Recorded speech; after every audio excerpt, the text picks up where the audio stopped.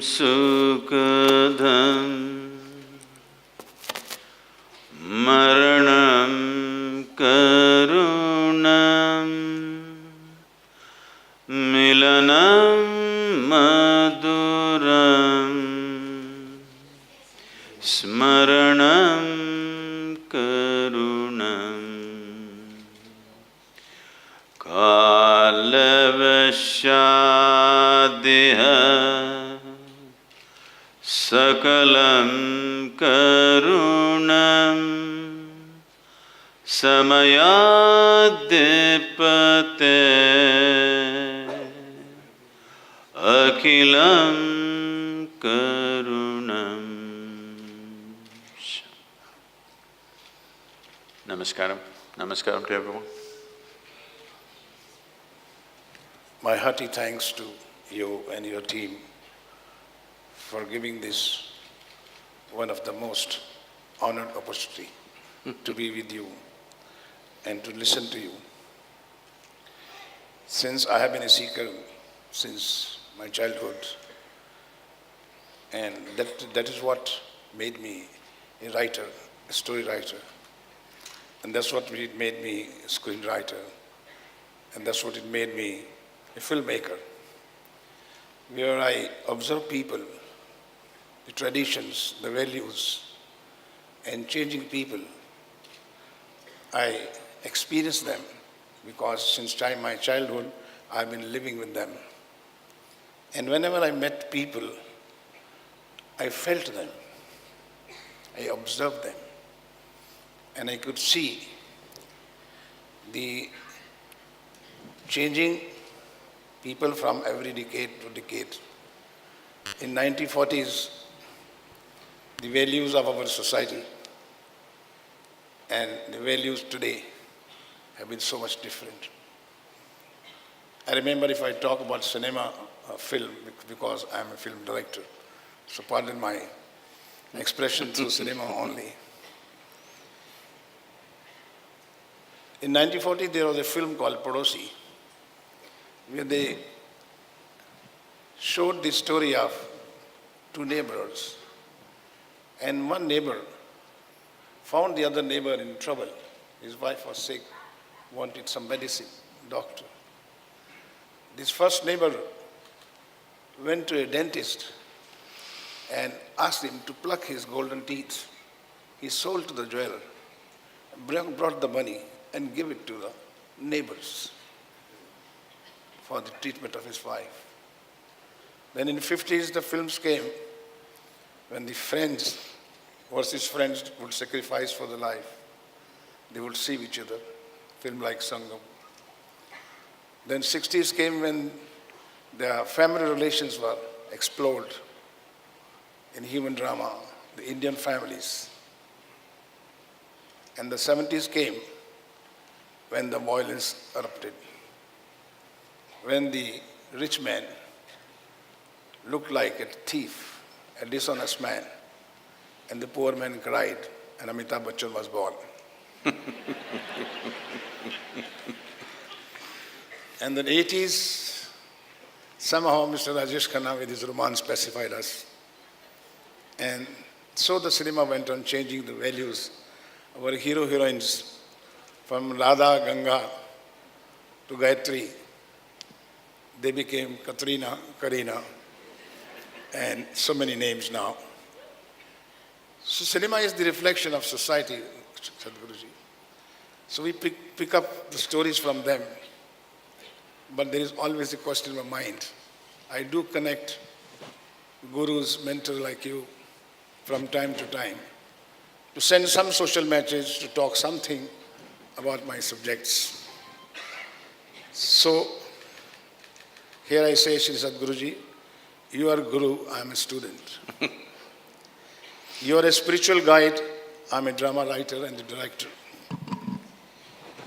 You answer every question, Sadhguru, but I question every answer as a child. I talk and write about conflicts. You talk and write about the redemptions, the solutions. You look at the people as a victim of ignorance. I look at the people of actors of the world. I complicate their thoughts with various dimensions. You resolve their thoughts with one dimension by becoming GPS, our GPS.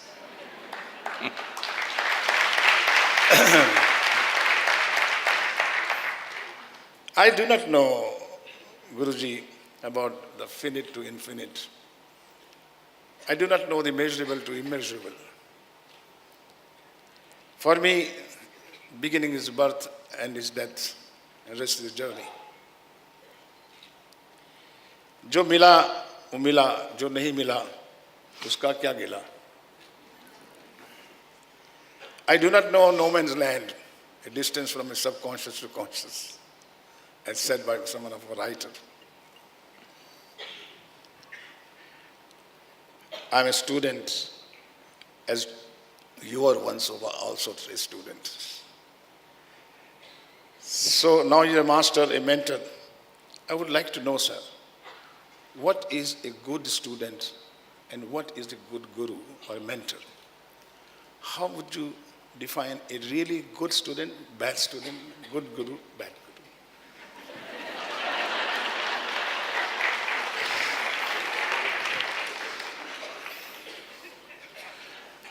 You have already claimed the mantle of being a good student.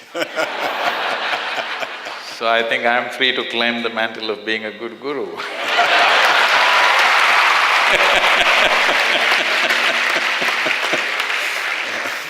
I think it's a deal, huh? Now,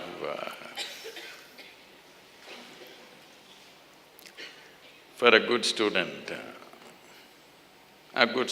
will not look for a good guru, because if you are a good student, you learn from everything. You're not looking for a good guru. Even if you meet a very bad one, you will learn a lot from that. How you should not be, that is also important. Yes.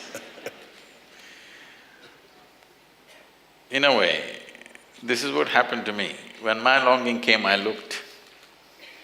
I met so many people who claimed to be gurus, but the only thing I learned from them was how a guru should not be. And that's not a small thing to learn. It's a very big thing. It's a very big thing. Like as a director, I always tell my technicians what not to do. I never tell them what to do. So, for a good student, there is no problem. Wherever he goes, he will learn. Whatever he meets, he will learn. Ji. A good guru is one who doesn't teach you anything, but makes you so thirsty, you can't help learning. If people come to me thirsty, I don't give them water, I put salt in their mouth. Yes. They get so thirsty, they got to find it. Because if you show them something which is not yet in their experience, the only choice that somebody has is either to believe what you say or disbelieve what you say. If you believe, you do not get any closer to reality. If you disbelieve, you will not get any closer to reality. It is just that if you believe me, you will have a positive story to tell. If you disbelieve me, you will have a negative story to tell, but you will not be an inch closer to reality. Above all, I think putting people into this kind of a dilemma, either to believe or disbelieve whatever I say or do, I think it's obscene. You should not put people into such a situation. So, my work is mainly, you are a seeker, but not intense enough. So my work is to make you so intense that it cannot be denied to you. Because truth is not hiding, you are hiding from it. Truth is not hiding, truth is obvious everywhere in the universe. You are hiding from it because the intensity of seeking has not happened. If seeking becomes intense enough, knowing is not far away, because what you're seeking is not sitting on Mount Everest, it's within you. So how long does it take? What is within you, if it takes a lifetime, of course, you are on a con job, isn't it? Yes or no? It was sitting on Mount Everest, you could not climb. That's understandable. Maybe you don't have the legs and the lungs to get to the top of the mountain. But what is within you if you don't find? Obviously, you're on a con job or no? So to get you out of this deception is all my work is not to dispense truth. Who am I to do that? So true, so true. To be on the lighter note, being a film man, which is your favorite Hindi film?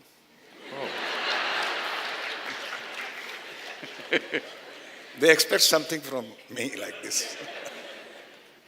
Oh, To be on lighter note. it's been a very long time since I saw one. Just recently, I think on the airline I saw one, this is about something in a Bihari mountain, I think Manji something. Manj. That's a good movie. Yes, sir. And Manji copied his get-up also, I think. Right? I think it was Yes, very well Manji. done. Yes, I think something like that. And further, more lighter, bro. Which is that screen heroine you fell in love in your I'm young sorry? days? Which is the heroine, film heroine, you Film fell in heroine? love in your younger age. Me? Oh, Now no. you love human being. No, there were enough girls around in my town.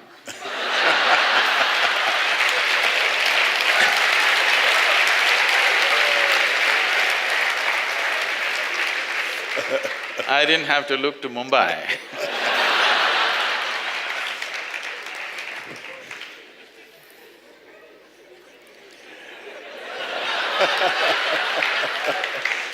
Now, let's come to his affair now, please.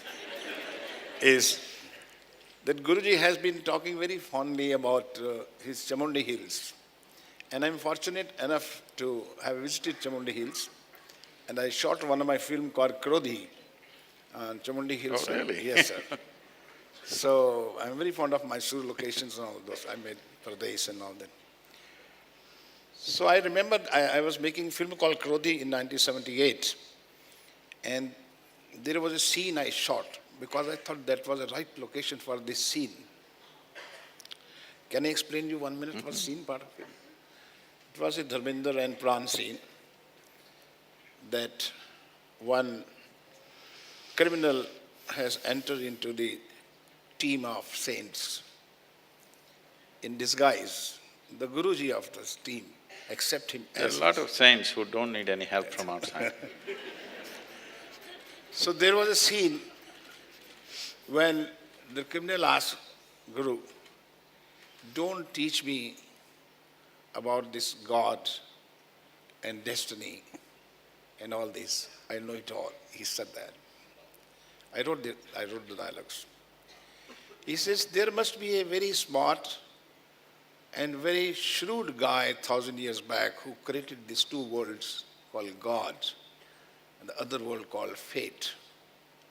He created world God because he wanted his children to follow what he said, what he wants them to believe. So he made them a fear of God. And fate, he created the world because when child fails in following all the principles laid down by him, he says, it is your destiny, it is your bhagya. So I know it all. And this was the question he put into Guru. And Guru answered him that there was one Shila in Chamundi Hill we created, and there were some writings on the stones. He says, look at it. Hindi में मैं बोलूँगा भक्ति कुछ भी नहीं, एक शक्ति है।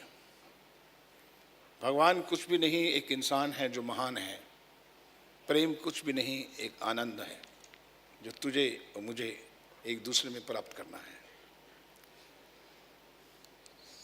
तुम्हारे you have got a wisdom, but there is a layer on you of the worldly pollution.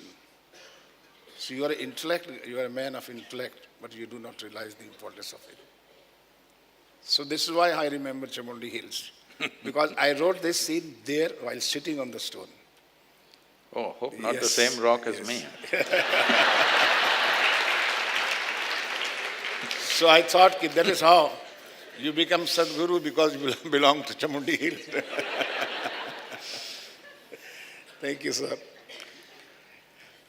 Now my short questions in my mind since my childhood is, what is the difference between a rich man and a wealthy man? Who's really rich man? One who has the new currency is a rich man.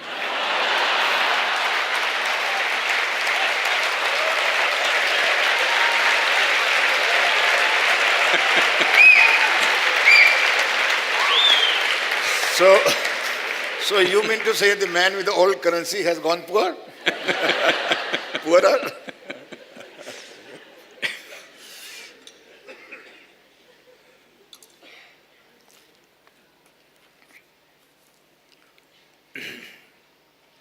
Say, unfortunately, we have brought the world to a place where the words like rich or wealth have become purely economic descriptions. There was a time when people would talk about wealth of knowledge or wealth of wisdom. That's gone. Today if you say wealthy, people will only understand it as an economic wealth. Because in many ways, today society is driven by economics. There was a time when we were overly influenced by the British, at least we would discuss the weather. Of course, Mumbai weather, there's nothing much to discuss. But today, all conversations are around economy, everywhere in the world. Everybody is behaving like an economist these days, because it is the economic engine which is driving people's minds. It is the economic engine which is determining the nature of choices that we make in the world. It is the economic opportunities which determine what kind of education people go through. People are not studying what they want to know, people are studying that which will fetch them the maximum money. Yes or no? So, maybe a few are still marrying for love.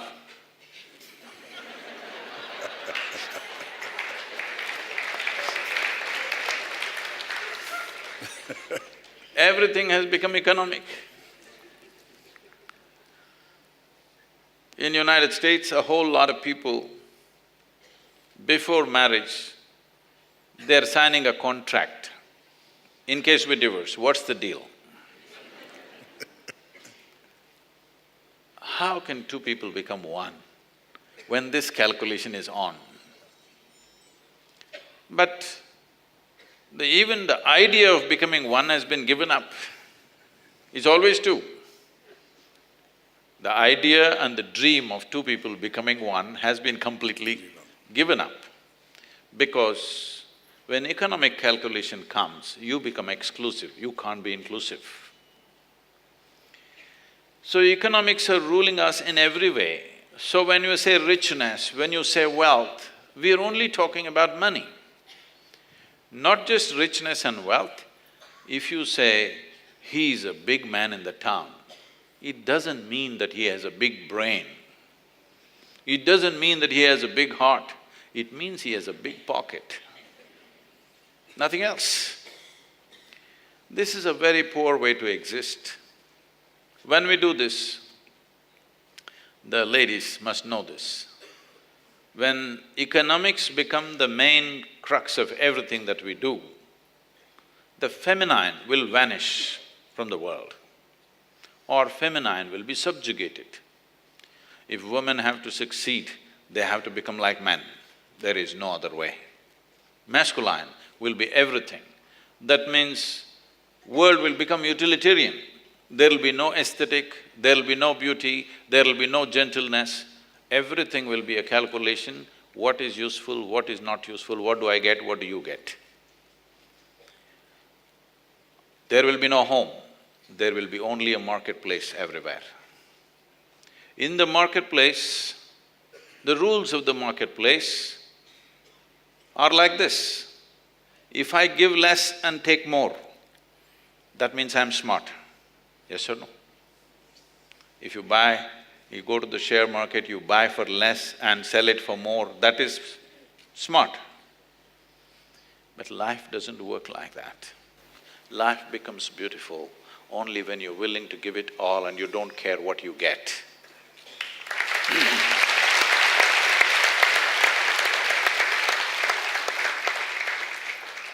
Unfortunately, economics means an organized approach to survival. Now we've made survival. When we were in the caves, survival was a big issue. We organized civilization with so much effort because we thought we could leave survival behind and focus on higher dimensions of life. But once again, we have brought ourselves to a place, or bringing ourselves to a place, where survival is supreme. Nothing else matters now. Only thing is, we have raised the bar of survival in such a way that it doesn't matter what you have, you're still trying to survive. Affluent nations in the world, the Western countries where almost every citizen has everything that is needed, they're still fighting for survival. Fighting for survival like nobody else. Yeah.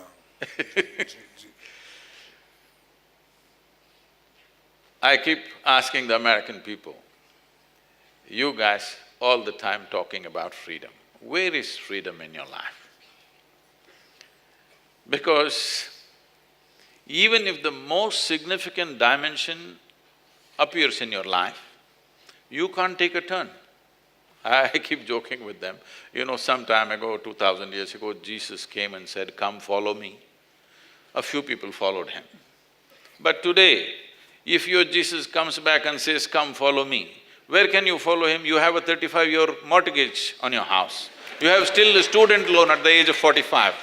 You have a car loan, you have insurance, you have this. You're not going to follow, you got a bank to go to.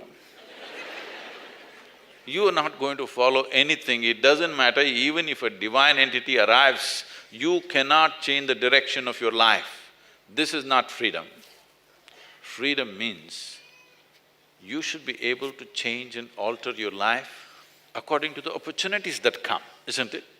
If something truly significant comes, you should be able to turn around and do something else. Because we have enshrined economics as the highest value, all these things are gone. Everything is about money and wealth means just money again.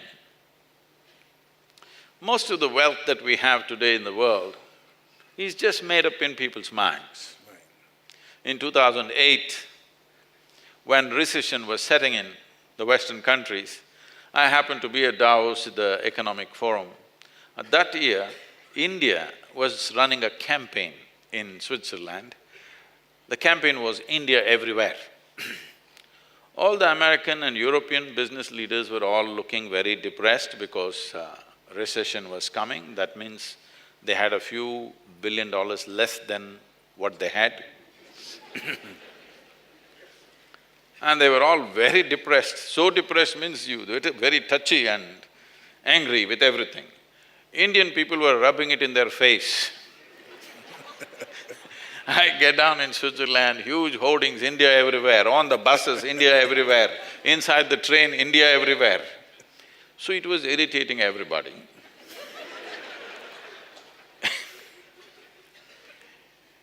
So they asked me to handle a session called recession and depression. I said, recession is bad enough, depression is worse. All of you have always been complaining you don't have enough free time. This is the time to walk on the beach.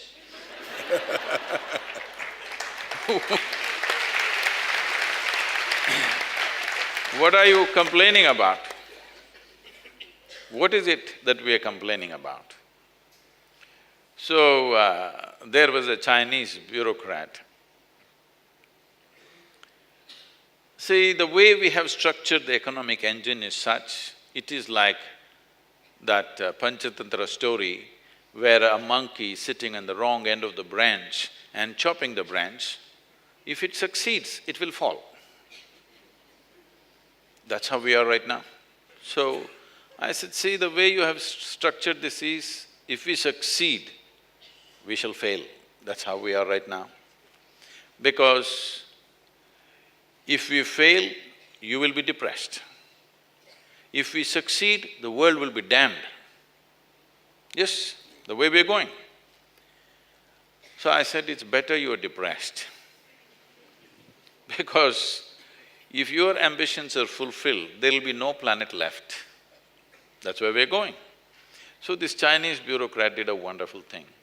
There was a big mirror, he put one chair and he said, see, there are two chairs, one chair here, one chair in the mirror.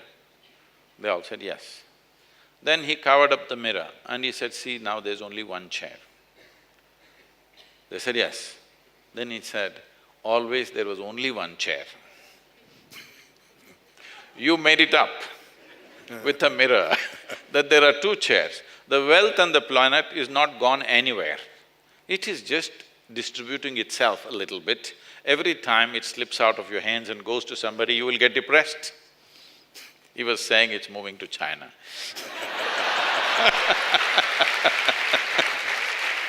Thank you, thank you. Thank you for sharing the chair also. Here there are two. Two chairs. Allah, thank you very much for sharing two chairs. Now, the other question comes in my mind, sir, about the education to children. There is a slogan going on in our country, right to educate, right to education.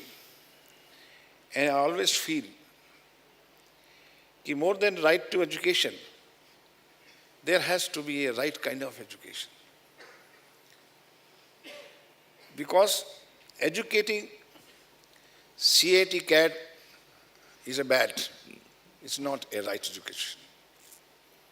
Right kind of education is more important, that's what I feel and I say. Where do we lack the whole process of education for so many years, say rather century or 80 years, that we have not been living with the intellectual power till now. We face that, say, India is not is economically poor. India is intellectually poor at the moment because there has been a big gap of the whole process of education, the right kind of educations to all our children. What is your take on it, Sadhguru? Say, India is definitely not poor on intellect. I would say… You are one, we are thousands. No.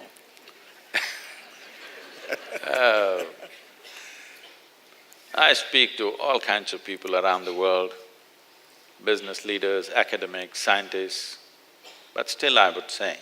When I say it means ignorance. No, at random, if you pick up 100 people from the street, just like that, either in Mumbai or Chennai or Bangalore,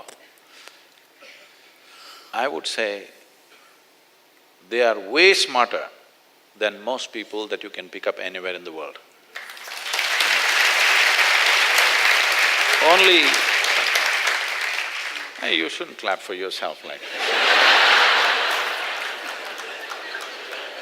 I should have left out Mumbai. It is just that we do not have an organization for this intellect to find expression. Because there is no necessary structures to find expression, each person operates… This is one thing about India, everybody thinks he's a genius. That's our education.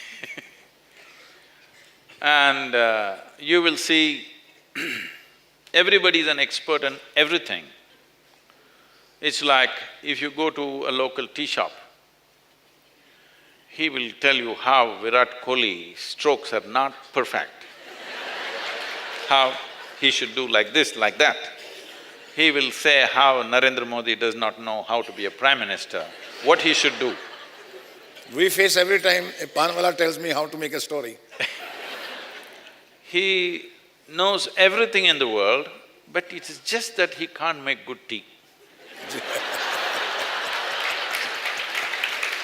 It's just one little lacuna, otherwise everything else he's an expert. We have this as a little bit of an issue in the country. This is mainly because there is no outlet for this enormous intellect that country has. There is no structures for people to find expression to that. You just see, take Indian people and put them anywhere, they're just on the tops. Survivors. It's not about surviving, they're thriving. Right. Because once they find proper structures and they understand the structure, you can't stop them because there is a necessary intellect. This is a consequence of a very huge history, a cultural history that we have. Today, there are experiments to show, like for example,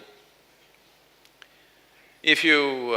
let us say you put the smell of this flower on some food substance and keep it in front of a rat or a mouse, and when it goes and touches it, it'll get an electric shock. If you do this a few times, next 7 generations, those rats will not go towards that smell, all of them understand. This is their learning. So similarly, within the human being, a lot that was done in the past, which we call as samskara, that means intrinsic learning that we have, is still paying off, or in other words, we're still surviving on old food. It is time that this generation gets the right stuff. But that's not happened yet, because our education systems and every system that we had has been disrupted badly in a systematic way, because we have been an occupied nation for nearly 1,000 years. Some came and just ravaged everything. Others came and systematically destroyed everything. And they created an education system which was mainly towards obedience and clerical kind of work to serve Her Majesty's service.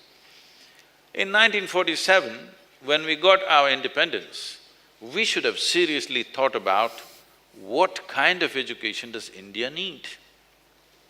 We must understand this.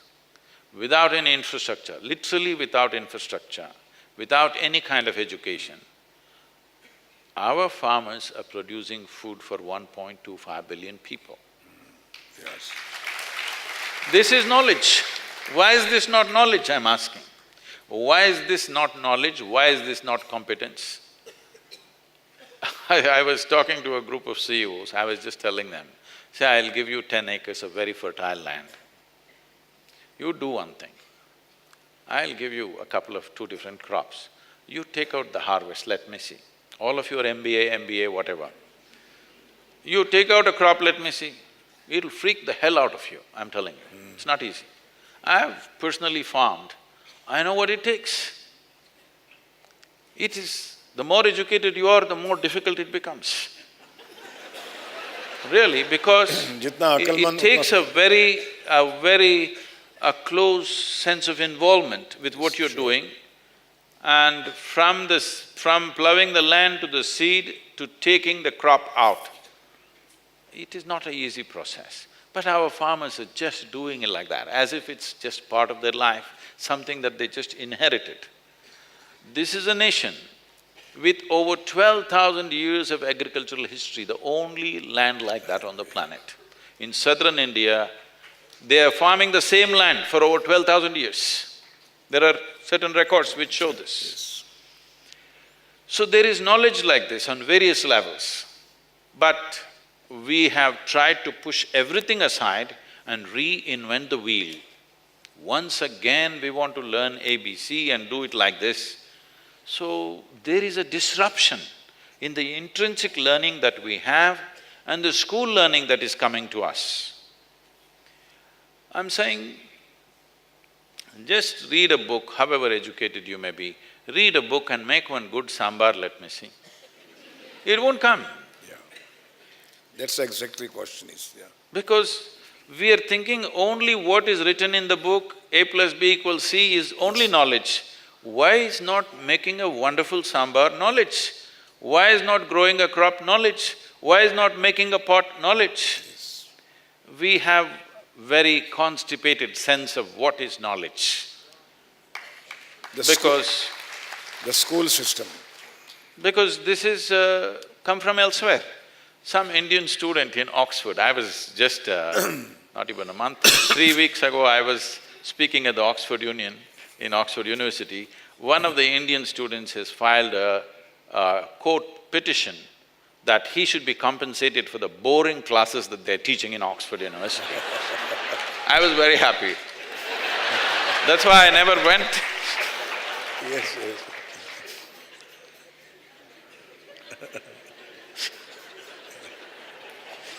That's why I never went to the university.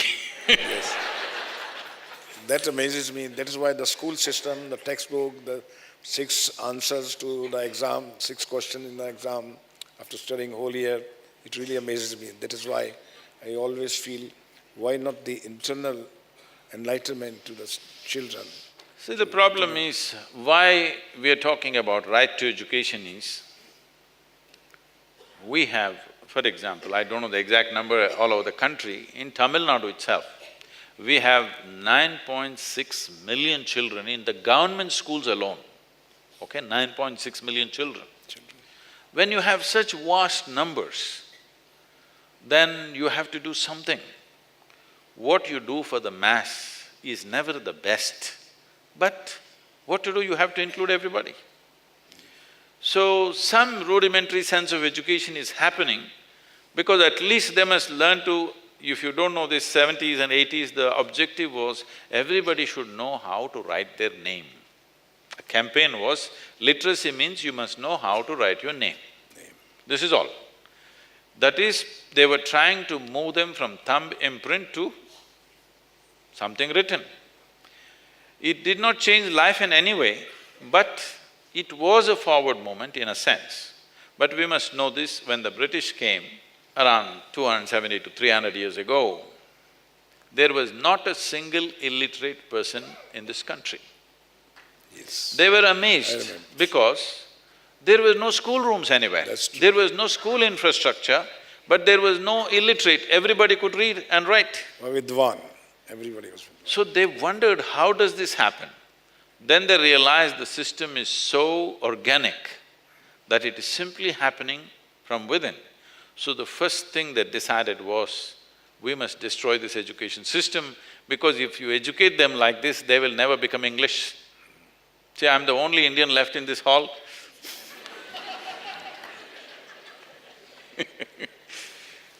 So, this system of education that we have inherited from those who occupied this nation, so we must understand this. You never take advice from your enemy, isn't it? If you have some sense, I'm saying. So, when they leave your country and go, first things to overhaul is your political system, your education system, your administrative system. These are things must be overhauled immediately because they were created for a certain purpose. For example, even today, the terminology we are using, I'm saying, the district administrators in many states, including Tamil Nadu, are referred to as collectors. In the British time, they were just tax collectors. Tax collector. Their only administration was to collect tax and take it back home. Even today, our administrators are called collectors. What are they supposed to collect from us? I'm saying we didn't change anything. We were just lazy, we were just happy that we have become free. But freedom is a terrible thing. If you do not understand the responsibility of being free, freedom is a terrible thing. If somebody is managing our life, it is better when we are not responsible. Only if we are truly responsible, freedom is a wonderful thing. Wonderful. Maturity. Otherwise, freedom is a terrible thing. Maturity. Freedom must come with the maturity. That's true, Guruji. I belong to middle class, brought up by middle class family, and most of us are middle class people. What is this middle class?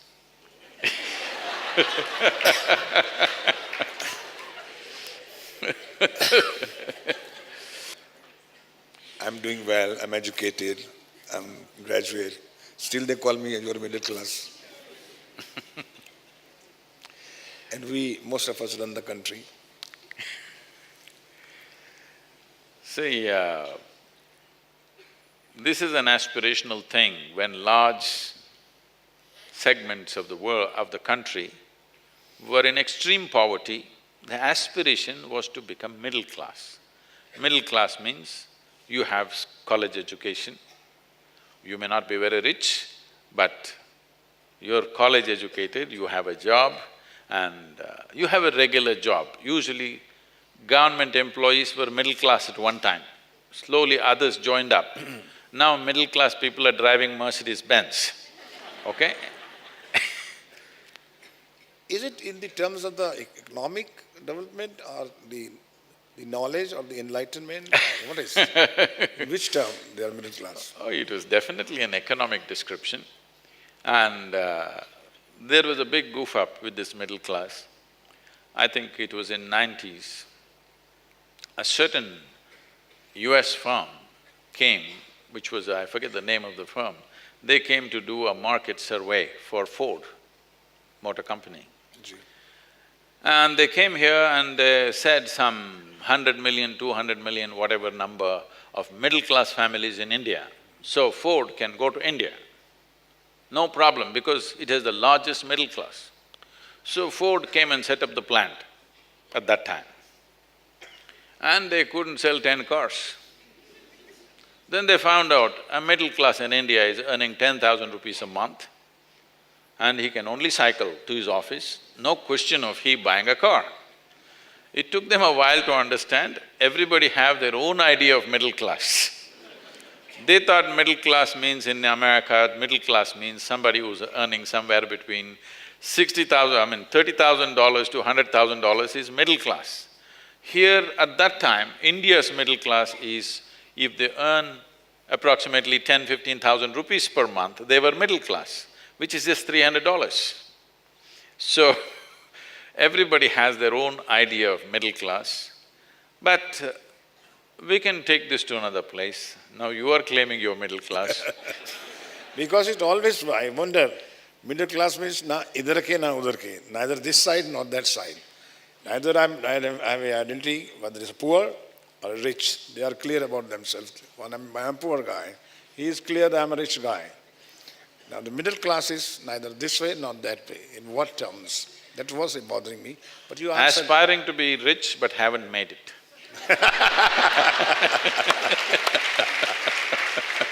We look at it like that, yes.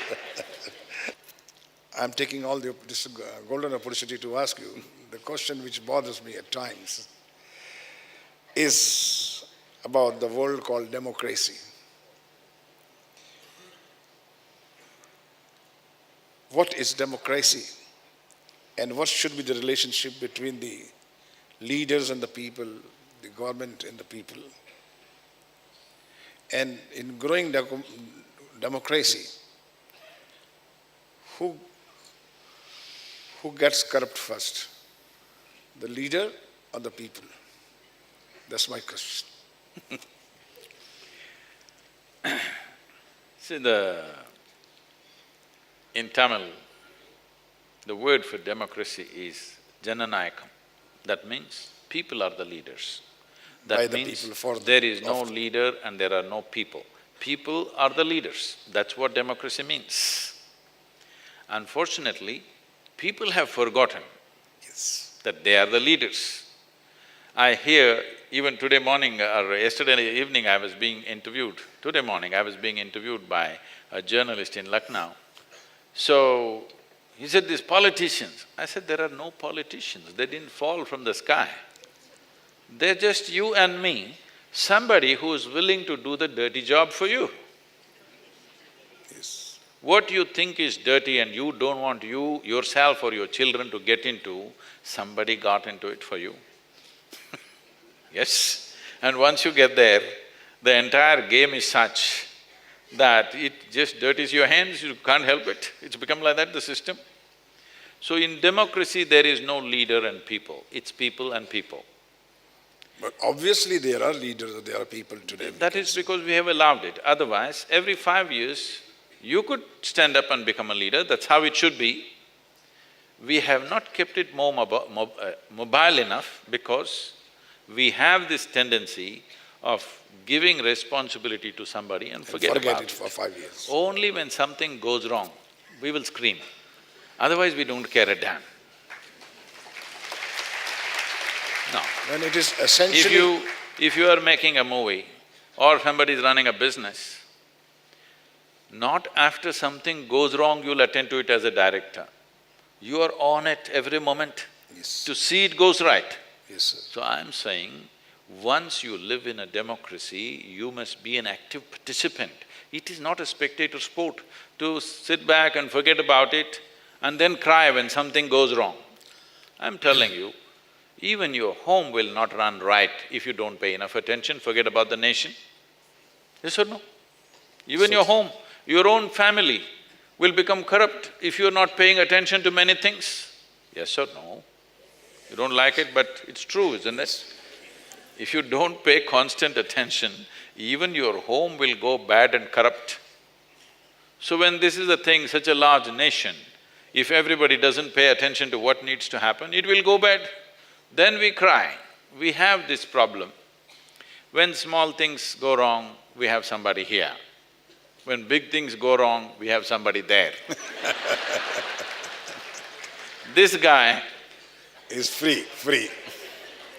he is never responsible for anything. This has to change. Yes, but See, the most beautiful thing about democracy is, power can change hands without blood flowing. Never before it's happened in human history. Whenever power changes, blood will flow. Now power can shift from one group of people to another group without blood spilling, which is a huge achievement. Yes. But we as individuals need to understand that I am the part of the democracy and I'm equally responsible as my leaders are. See, I think one mistake we have done is, in our education systems, in our homes, there is no awareness about this, that there are instruments in a democratic process through which all of us can participate in some way, on a daily basis if you wish. This awareness has not been brought to people. They think if they cast vote once in 10 years, because one election they'll miss, you know. Then the election day they went to Goa, one they will miss, one they will vote, and they think they're very responsible citizens because they voted once in 10 years. That's not how it works. You need an active participation. Then only democracy will work the way it has to work. Right now, our idea of leadership is, if we find a good leader, we will start worshipping them. A good leader does not need worship. What a leader needs, if a competent leader comes at the top, What he needs is, he needs many layers of leadership so that he will find traction to what he wishes to do. But you will see if a good leader comes, he will spin on the spot because there is no traction down the line. Either there are worshipping people or those who are busy with their own stuff. So we need to understand, democracy means we have taken the nation into our hands. We need to make it happen. Somebody will guide it, somebody will make policies, somebody will take some decisions, but the nation is run by the people. If we don't get it, then we will always be just complaining, we will not have a great nation. If we want a great nation, we have to stand up and take charge of this country. Taking charge of the country does not mean usurping power tomorrow morning. No. Where we are, what roles we have to play, we should be doing our best. People are always talking about politicians being corrupt. But I'm asking you, if there is no policeman on the street, how many people will stop at the red light? I think about 10%, I'm being generous, I know. About 10%. The rest, if you elect any one of them as the chief minister or the prime minister, what do you think they will do? Because they're lawbreakers anyway. I see, normally I land in Coimbatore late in the night, 10 o'clock, 11 o'clock, 1 o'clock, whatever time, and I'm driving from the airport, red light, I stop. There's one little TVS moped guy who's parked behind me, he will do. Then I don't go till the green light comes. He comes next to me and says like this. What's wrong with you? He thinks I'm a fool, all right? Exactly. His thing is, no policeman, what are you doing here? Go. So if you make these people if you put these people into positions of power, what? People who are in positions of power are on spotlight, so everything that they do is seen. But corruption is all-pervading, isn't it? Within the house, between a girl child and a boy, there is a distinction. This is corruption. Between a right hand and left hand, one is superior, one is inferior, this is corruption. Sure. So corruption is not just up there taking money or whatever. Corruption is on all levels, isn't it? There is no even-handedness about life. We have brought this to everything. This has to go means spiritual process is needed. If I can share something, I think I must have shared already. I'll leave it. Spiritual process is important. Because an inclusiveness is needed. You must transcend looking at things as superior and inferior, one is higher, one is lower. You learn to look at everything. This is one thing that happened to me very early. I realized I don't know anything, so I started paying attention to just about anything. One thing I discovered with people around me was, they could pay attention or they would pay attention only to those things that they thought is important. Rest of it, they learn to ignore. I couldn't do this because I couldn't decide what is important. I found the ant crawling on the floor was far more important to me than my father who was asking me to do something at that moment. I'm saying, yes, it was. It is so for your child also, isn't it so? Your child is looking at the ant. Does he not think the ant is more important than you at that moment? Yes, he does, because it's more interesting than you. It is. It is the finest piece of mechanics that you can find on the planet. If you could build an automobile like an ant, whoa, it would just go anywhere. So, I got into this mode of paying attention to just about anything, because it never occurred to me something is more important, something is less important. My father believed that he's a disciplinarian, so he thought. So evening 7 o'clock to 9 o'clock in the evening, me and my siblings must study something, textbook. And he will be sitting there reading some magazine or newspaper so that we study.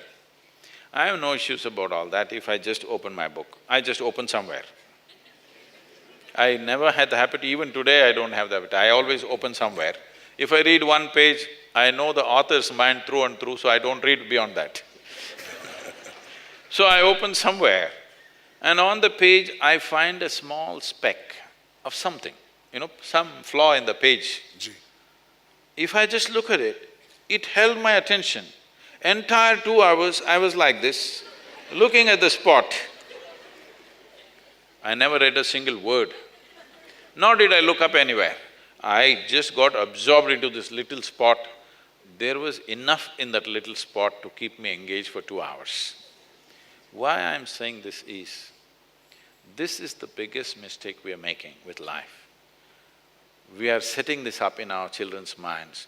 This is God, this is devil, this is superior, this is inferior, this is mine, this is not mine. In this you're causing corruption. You're bringing corruption to the infant, to recognize one thing as high, one thing as low, one thing as mine, one thing as not mine. Here, corruption has started. If you make this child that you brought him up like this into Prime Minister, of course he will be corrupt. Whatever, by getting into a position of responsibility and power, it only gets magnified. Somebody doesn't just get corrupt the moment they get there. They've been corrupt all their life, they've been trained in corruption by their parents and their society. Now it got magnified because the opportunity is magnified. Yes. So corruption is not up there, corruption is everywhere. If you are concerned about corruption, just sit at home and see how many things are there in your life which you need to iron out. Yes or no? If you don't take this out, you have no right to complain about corruption, because corruption is in your home, corruption is in your mind, corruption is all around you. It is just that those who are in positions of power, you expect them to be clean. I also do, but I don't believe that will happen unless down the line also we aspire for that in our lives, because the kind of people we are, that's the kind of leaders we elect, isn't it? We have some aspiration to change it, but we are not determined to change it. Something that is negative, something that is rotting in a society will not go away unless we are determined to change it. Strong determination to change it. Otherwise, it will just go on. Rot is not something that you can simply get rid of, because rot spreads by itself. It is cleanliness which doesn't spread by itself. You have to do the cleaning, but rot spreads by itself. So corruption spreads by itself. If you want to bring cleanliness, you have to strive. First of all, bringing it into your life, otherwise it's not going to work. We'll only talk about it. Sadhguru, you're a master of knowledge and history, mythology, everything. And I feel that I'm a child of ancient India, and I know Indian 1,000 years back, Indian 100 years back, and Indian today. 1,000 years ago, this is how they looked. Not to the get-up. How I have changed from 1,000 to 100 to today, and why I have changed. Is it a better or need to be better? What is the change you're asking? Yes. What's the change as an Indian? How much we have changed? When we talk about India, 1,000 means we are talking about recent times. Ancient time. Recent. Recent, 1,000 years, yeah. Now it's a 4,000 to 5,000, yes. So, India as a culture exists for over 15,000 years. At one time, we became a nation with enormous intellect, enormous capabilities, very crucible of science, mathematics, yes, astronomy. The greatest scientists in the world have acknowledged modern science could not have taken a single step without the mathematic that came from India. So there were tremendous minds that we evolved because we had what is called a Samskriti. Today we have Isha Samskriti school which is on these lines. Samskriti means… Sam means equanimous and exuberant. Kriti means way of doing it. That is, getting life to a place where it is exuberant and equanimous. If you keep your life exuberant and equanimous, now this life will be full-fledged life. This is the aspiration of every life. Whether it is an earthworm or a bird or a tree, all of them are aspiring to become full-fledged life. So is a human being.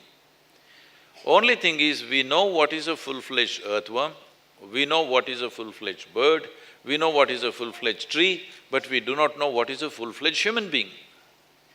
No matter what you become, still you feel it's not enough. It doesn't matter what you have become. In somebody else's eyes, you might have become big, but within you, you know this is not enough. Because what is human is a limitless possibility. Expansion. Because for every other creature, nature has set two lines. Between these two lines, they live and die. For a human being, there is only bottom line, there is no top line. So most human beings are suffering their freedom. If you're suffering your bondage, understandable. But if you're suffering your freedom, that's a bad thing. But that's what is happening. Human problem is what to do with myself. Whatever you do, it's not enough. Whatever you do, it's not enough. If you had come like any other creature, your survival taken care of, everything is fine with you, isn't it? Eating, sleeping, reproduction, if it happens, you are fulfilled. Like But that is not the thing with human. When these things are in question, they are big. Once they happen, they are nothing. So, this transition, what you're talking about, historical movement of human beings in this country, there was a time when we hit a peak.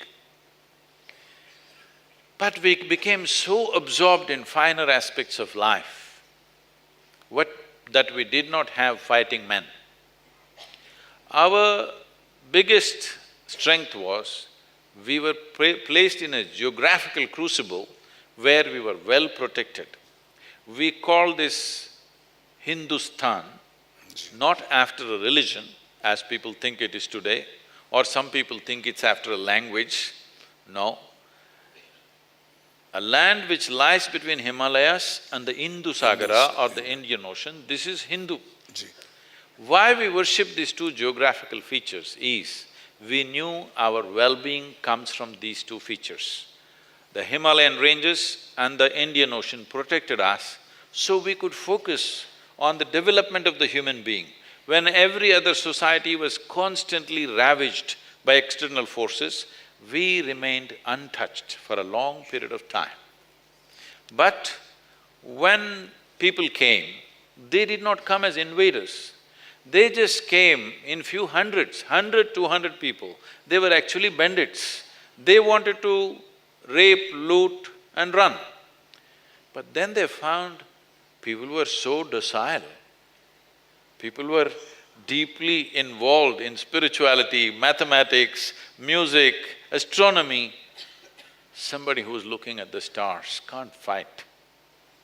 Someone who is singing music cannot fight. Somebody who is counting numbers or doing mathematics cannot fight. They found this was such an easy land.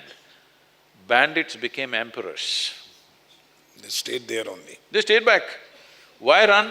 Yes. They decided to stay back and they became emperors. And these are not people with any administrative skills. They were barbarians. So they ruled that way. So immense suffering happened. But we had an evolved sense of intellect and philosophy and ideology through which we survived. It doesn't matter how you beat them, they didn't fight back, but they survived. They not only survived, they kept their culture, they kept their Samskriti, they kept their tradition to whatever extent they could and survived and survived and survived. after over 1,000 years of invasions and all kinds of rules over us, still this is the only culture on the planet which still has a flavor of its indigenous origins. Everybody else is totally wiped out.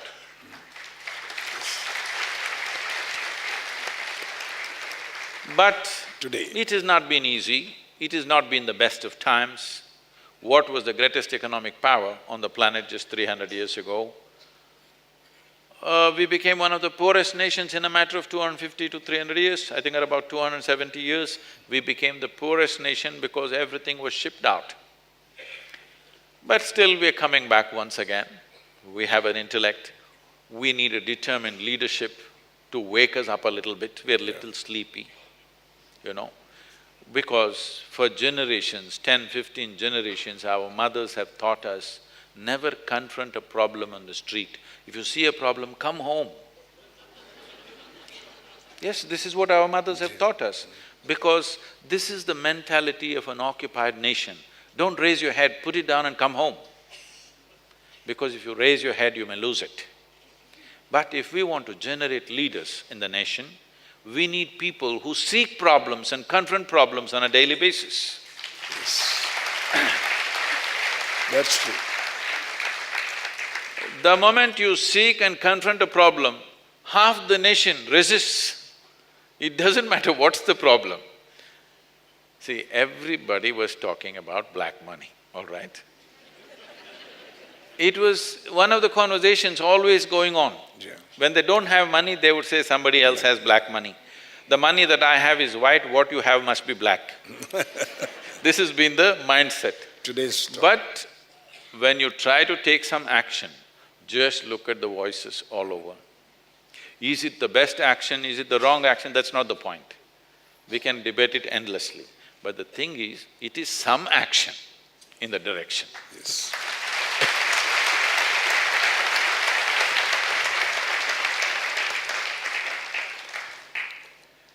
We talk about Sanskriti, we said about Sanskriti. And I wonder since my childhood that in my home and others places also, I always find Pandits chanting Sanskrit mantra. We get married with the mantras around in Sanskrit, whether we understand them or not. You're not supposed to understand all that. Not. That is what I was told. And everywhere I find mantras and Pandits in all auspicious occasion or whatever the occasion is. And we respect somewhere, like the back of our mind, we respect our language, ancient language, Sanskrit. But when it comes to our kids to learn Sanskrit, we tell them, learn that language which gives you a job. This will not give you a job. And we are very shy to allow them to learn Sanskrit. Why it is so, Sadhguru? So this is, as I said, we have experienced 10, 12, almost 15 generations of abject poverty. So when we are in such a state of poverty, our only concern is our children should somehow survive. Somehow get one degree, get a job. This used to be the mantra in 60s and 70s. Get a government job, somehow. Yes. Or become a doctor, that's the best thing, your life is made. Somebody else gets sick, but your life is made.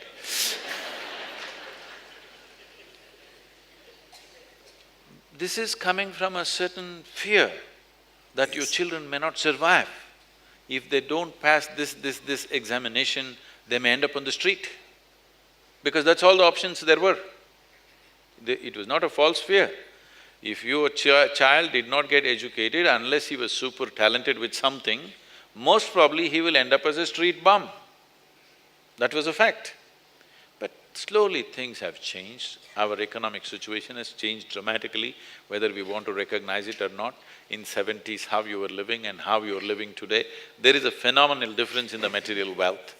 So today our children have many more options. We can little go slow on this job-oriented education. Still, there is a large segment of India which still has to go that way. But Those who are reasonably well-to-do can go little slow on their children. I created 3 different dimensions of education. One is rural education, which is called as Isha Vidya. To bring awareness to this, tomorrow we are golfing at Wellington, to bring awareness to rural education. This education is designed purely to get these children out of their economic and social pit they are in. This is from the age of 6, they're learning English language. Within 1 year, they become fluent in English language and they start working on the computers. This English language and computer is their passport out of the village. This is the goal. This is run in a certain way. We have another school called Isha Home School, this is for the affluent. This is run in a completely different way, with an enormous inclusion of sport, art, theatre, all kinds of music, every kind of thing that you can add to aesthetics to it. The school itself is created in a very aesthetic way. So the children experience a different dimension of life. And these children live in groups of 20 in a household with a dedicated couple who are parents for these children for the first 5 years, and the next 5 years they'll have another set of parents, they move into a different house. These children grow up with enormous exposure to all kinds of talents. For example, now I made their 11th and 12th, which is 2 years, into 3 years. I said, in our school it's 3 years. Because we have invested so much on music, art, dance, theatre, all these things, the moment they come to 11th standard, many parents go marks mad. Suddenly marks will come, they want to drop the music, they want to drop every other art they've learned. So I said 3 years. So extra this 1 year, whatever they are good at, they will become much more proficient in that. If they are good musicians, they will go into that. If they're good in theatre, they'll go into art. We're exposing them to leadership, management, business, variety of things. But your children will get out of the school 1 year late. I think you can afford it because you are well-to-do, you have only 1 child or maybe 2 children. It's all right. Your child gets to work 1 year later, it's perfectly okay. Initially, everybody thought it's crazy, now everybody wants to be there. Another dimension of education, here there is no formal education. There are only 6 things that they learn. They start with yoga, Kalari Paitu, which is the mother of all martial arts, classical music, classical dance, Sanskrit language, English language. This is all they study. First 4 years, these 6 subjects. After 4 years, they will drop any 2 of them and keep the 4. And after another 2.5 to 3 years' time, they'll drop 2 more. And the next 5 years to 6 years, they will do only 2 subjects. They will become experts in that. You must come and see these children. You won't believe how they are. Yeah. They are incredible because this is focused towards building the human body and the human brain to its fullest. If you want something to perform, first thing is you must build a machine. You must build a machine to a higher level of capability, then only it'll perform. Right now, the biggest problem with the modern world is we are too goal-oriented. We want to enhance our activity without enhancing who we are. This is why everybody is talking about stress. Whatever simple jobs they're doing, they're stressful because they have enhanced their activity without enhancing themselves. It's like you take your Maruti 800 on a racetrack, it will fall apart. Yes. It's not built for that, I'm saying. It's okay to go to your office, if you race it, it'll break up. So similarly, if you want to enhance your activity, you don't worry about the activity. If you enhance the human being, he will perform the activity according to his capability. So this is focused on just developing the human being. These children are in another zone altogether. Yes. Fantastic. You won't believe it. I must tell you this. The first batch, I was to initiate them about 5 years ago. When they become 15 years of age, they stay with us from the age of 6 to 18. When they become 15, 3 years they take brahmacharya. It is 3-year period they must take, and at 18 they must go off. It is not a compulsory beyond that, till that point, because we want them to focus. When I had to initiate them at the age of 15, they go for a 60 days of silence. Oh. Okay, total silence. Now, oh. I have to initiate them, I want to see how the children are doing. About 3-4 days before the initiation, I go there to see them. Their schedule is from morning 3:30 to 8:30 in the evening, okay? In a day, at least 6 hours, they're sitting with their eyes closed, doing sadhana and all kinds of sadhana, at least about 11 to 12 hours of sadhana. In this, at least 6 hours, they're sitting with eyes closed. So I go there to see them at 3:30 in the morning. The first batch was only 14, today it's grown into big number. I go there and sit with them.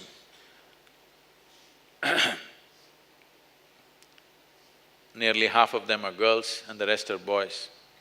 I went and sat, I just looked at these children. They were literally glowing. I sat there and wept because I was not like this when I was 15, I know that very well. These children are literally glowing like lights. They're just sitting like this, unmoving. I just sat there for over 2 hours. They didn't move a bit. They just sat like stone. I just bowed down to them and came. This is fantastic. They are only 15-year-old children. That is exactly what when I said, the right kind of education. This is the right kind of education. Yes, but at the same time, as I said, we are a huge population. Yes. If we want to improve It has our to grow. education, if we want to improve our education, if we want to improve nourishment, if we want to improve the traffic situation, if we want to improve anything in this country, we have to reduce our population. There is no other way.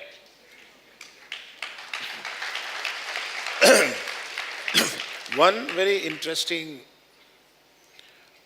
question in my mind I have been facing since my childhood. We are talking, all this due respect to the belief of every guru and… No, you don't have to respect my Yes, belief yes. because I don't have any. When you were talking about the Adi Yoga, the great Lord Shiva, I remember my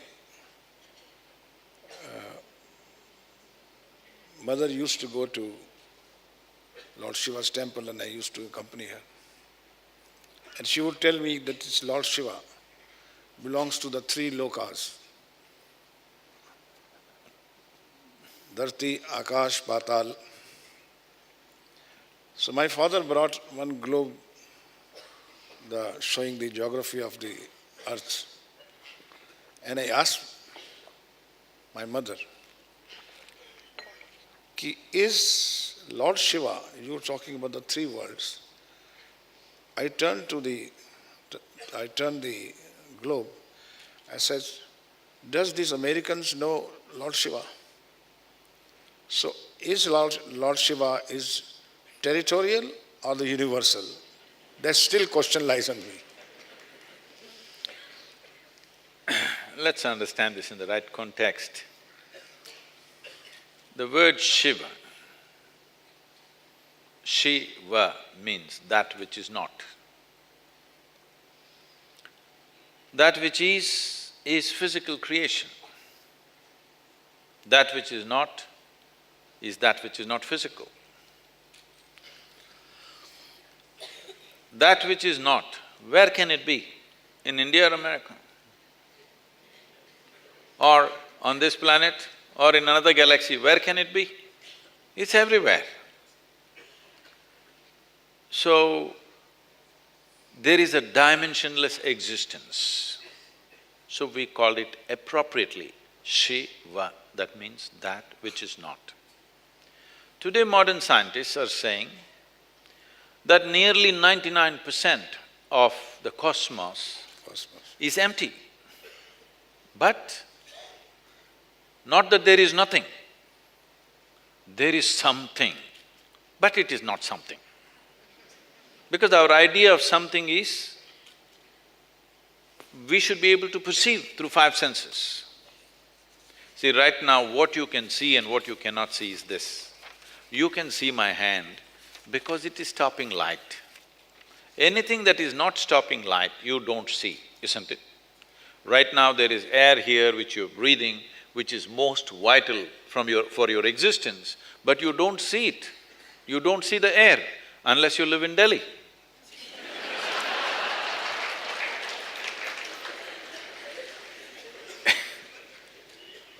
That's the privilege of being in the capital city.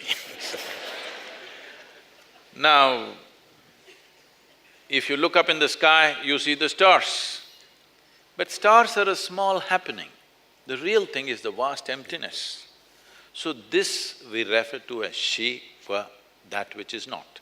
Today modern scientists are saying this vast space has a tremendous amount of energy, but it is not any of the energies that are measurable by us, like electromagnetic waves or weak nuclear energy or strong nuclear energy or electrical systems or microwaves, none of these things. It is none of the measurable energies. But there is no denying it is tremendously powerful. So we said, So this is… Shiva means that which is not. And we said it is in the lap of Shiva that creation happens. At the same time, we called Adi Yogi also the Shiva because he perceived that which is not. You are who you are, people call you a director, a film producer, why? Because you perceived something. If you did not perceive that, they would not recognize you as that. So we recognized Adi Yogi as Shiva because he perceived that which is not. Because he perceived that, we called him also Shiva. Then maybe there are any number of people, at least in southern India, almost 90% of the males are named after Shiva. We called that man also Shiva because we know if he does the right things, he can also realize that he is Shiva. We named our dog also Shiva. Yes, because we know he is also made of the same stuff, but he does not know. But we must remind him by naming him Shiva. We'll call the dog also Shiva, Shiva, no problem. In another country, in another religion, they would be very insulted if you named your dog by their god's name. But you'll see in the villages, dogs… only in the cities they have this problem, all their dogs have English names.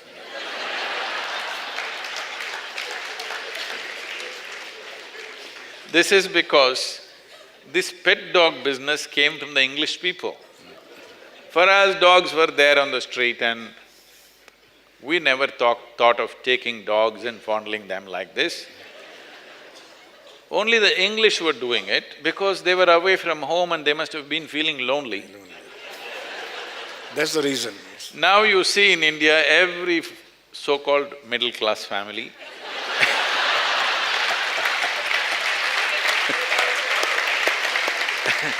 all their dogs have English names. So we will call the ultimate reality as Shiva, the one who realized that, the Adi Yogi, as Shiva. One who did not realize that but has the possibility, we'll call him Shiva. We'll call the dog also Shiva because he is also made of the same stuff, but he cannot know. But we want him to hear that sound. So every time we call him Shiva, Shiva, Shiva, we hope that he will evolve one day. Thank you very much for enlightening us about the real meaning of Shiva. So much. And for those of you who do not know, now on this 24th of February, we're unveiling a face of Adi Yogi, which is 112 feet tall. Because Adi Yogi offered 112 ways in which a human being can realize his ultimate potential, 112 ways to do it. So as a way of honoring him and also to bring back this dimension that your well-being is not in looking up or looking down, but looking inward. When we looked up in search of our well-being, we became hallucinatory. Then, as modern societies As science and technology came, we started looking out for our well-being. Once we started looking out for our well-being, in pursuit of human well-being, we've ripped the planet apart. True well-being will happen to a human being only when they turn inward. To bring this revolution back into the world, for the next generation of people particularly, we built this iconic face. And a book is also ready now. The idea is to move people inward, not up, not out, in. In is the only way out. Sadhguru, Can we show the image of Adiyogi, is it possible? Yes. On the screen? But I must say, This is the largest face on the planet. Yes. I've gone through your book, it's an amazing, amazing book, and so much enlightenment in it. But the best line which I found was that you said in your book, your joy, your miseries, your love, your agony, your bliss, all lie in your hand. Some are suffering their failures, some are suffering their consequences of their success. Some are suffering their limitation, and some are suffering their freedom. What's the way out? In is the way out. Because all human experience is caused from within us. Yes, within us. Everything that ever happens to you happens within you. What happens within you must happen your way, isn't it? Right now, we are trying to fix the world to fix this one. Yes. It's not going to work like that. If you fix this one, then we can create a world the way we want it. But right now, we think by fixing the world, this is going to be all right. It's not going to happen like that. It's great, great enlightenment.